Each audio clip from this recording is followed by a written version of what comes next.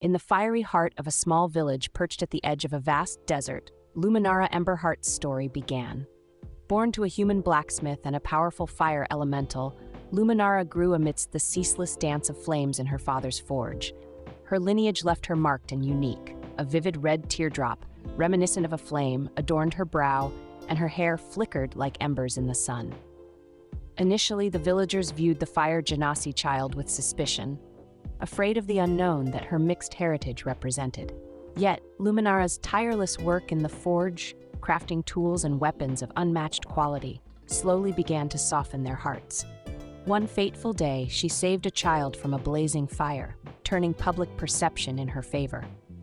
As Luminara became integral to the survival of her community through her skills and bravery, the village began to respect and embrace her unique gifts. Despite her outward acceptance, Luminara struggled internally with her identity and the ever-present fear of succumbing to the elemental chaos within her. She longed to forge her own path beyond the expectations tied to lineage and skill. That wish for self-discovery led her to the wilds and into ancient ruins buried beneath the desert sands. There, she encountered a spectral lord, an undead entity known as Lord Castius, once a brilliant mage who had fallen victim to hubris.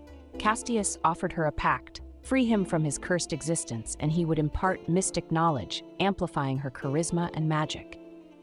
Driven by the hope of understanding her dual nature and transcending it, she accepted. This connection, however, weighed on her soul. The spectral lord's presence stoked fears of losing her humanity or becoming a vessel for its unresolved desires. Luminara wove these newfound powers into her life, standing as the village defender, even as she navigated this perilous relationship. Motivated by a desire to understand her own heart and Castius's tangled past, Luminara embarked on a quest. Her journey was driven by more than simply seeking her patron's redemption. It was a quest to redeem herself and lay to rest the shadows that haunted her own lineage. The spectral lord's history, intertwined with that of a great betrayal, involving an ancient order that once sought the destruction of her elemental ancestors. This revelation lit a new fire within her. Perhaps by unraveling these past wrongs, she could reclaim some lost honor for her mother's kind. While Luminara proclaimed herself neutral, her adventures frequently tested this stance.